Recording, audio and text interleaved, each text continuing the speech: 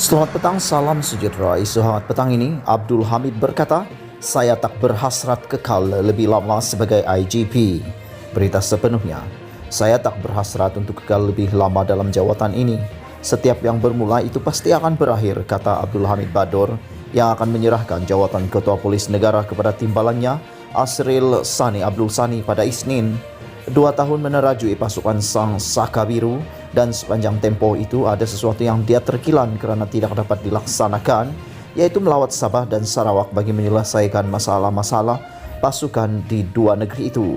Tiada apa yang hendak saya sesali, tapi hasrat saya adalah untuk ke sana Sabah dan Sarawak, kerana di sana begitu banyak isu yang tidak dapat diselesaikan, antaranya kes perjudian dan persempadan negara. Saya tidak dapat pergi ke Sabah dan Sarawak sebab COVID-19 ini. Banyak isu di Sarawak, tapi saya mohon maaflah sebab sekiranya saya pergi perlu dengan kuarantin dan macam-macam, katanya. Abdul Hamid berkata sesuatu yang drastik perlu dilakukan di Sarawak dan berharap pucuk pimpinan PDRM selepas ini dapat memberi perhatian terhadap isu integriti, penyeludupan perjudian dalam talian dan maksiat yang dikatakan banyak berlaku di sana. Memegang jawatan tertinggi Pasukan Keselamatan Negara pada 4 Mei 2019, Abdul Hamid akan menamatkan kontrak perkhidmatan pada 3 Mei 2021. Sebagai Ketua Polis Negara ke-12, Abdul Hamid dilihat melaksanakan tugas dan tanggung jawabnya untuk membersihkan maruah pasukan itu dengan memerangi habis-habisan rasuah dalam pasukan polis. Tidak kira anggota, pegawai kanan tertinggi dalam pasukan pasti tidak akan terlepas daripada diambil tindakan baik secara dalaman atau dihadapkan ke muka pengadilan jika didapati terlibat dalam rasuah, salah laku dan bersekongkol dengan pesalah jenayah. Pedih rasa dalam hati saya apabila melihat seorang demi seorang anak buah saya dihadapkan ke mahkamah, katanya. Abdul Hamid juga dikenali sebagai Ketua Polis Negara yang lantang bersuara menegur warga polis di Raja Malaysia dengan mendedahkan kes-kes anggota dan pegawai yang terlibat masalah integriti, salah guna kuasa dan salah laku serta lain-lain kes jenayah lagi.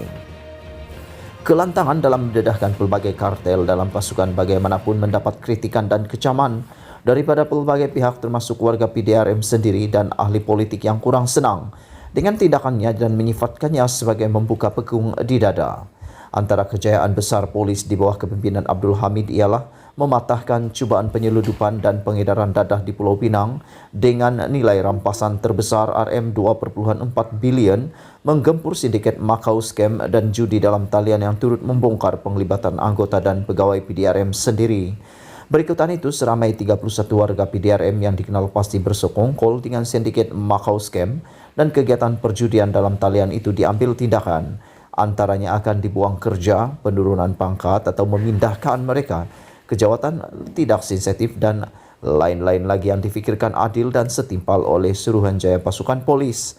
Adapun kata Abdul Hamid, setiap yang bermula pasti akan berakhir dan mulai Selasa 4 Mei ini, tugas, amanah serta tanggung jawab itu akan digalas oleh Asril Sani sebagai Ketua Polis Negara ke-13 untuk terus meningkatkan integriti dan maruah pasukan Sang Saka Biru.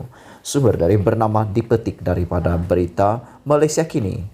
Sekian isu hangat petang ini. Jangan lupa tekan butang subscribe dan kita jumpa lagi. Bye-bye.